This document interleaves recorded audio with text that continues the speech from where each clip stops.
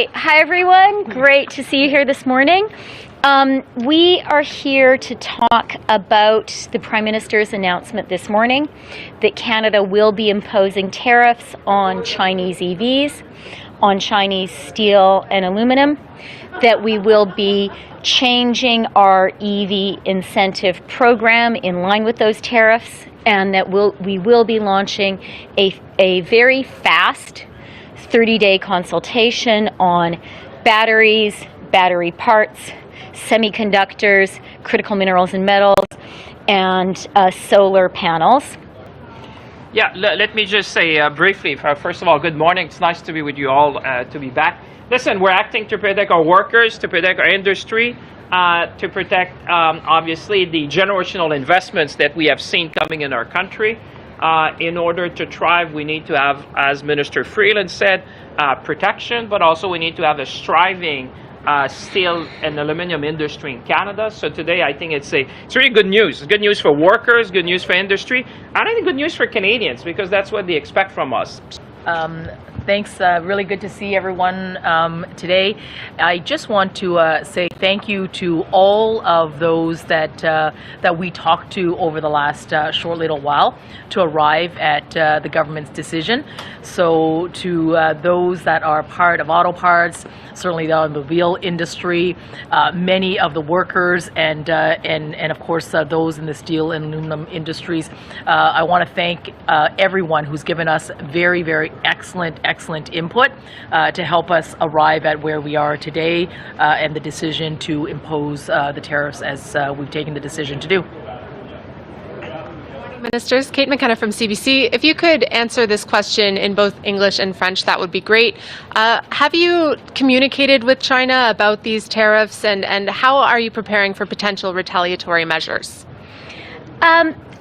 So let me just start by saying our government's starting point is to act resolutely to defend the national interest, to defend Canadian workers, and to defend the Canadian economy.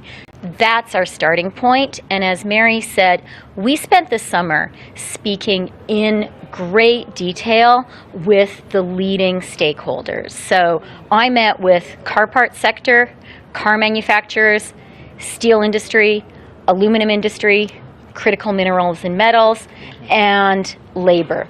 And the message we heard was very, very clear. Now, of course, Canada needs to be ready for all manner of reactions, and we are. But our starting point is we have to do, and we will do, what the national interest, what Canadian workers require. I think it's... Did you talk to China? Did China know this was coming?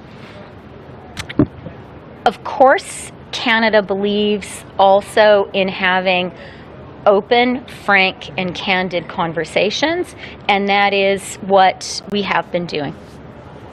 Morning, Ministers. JP Tasker from CBC News.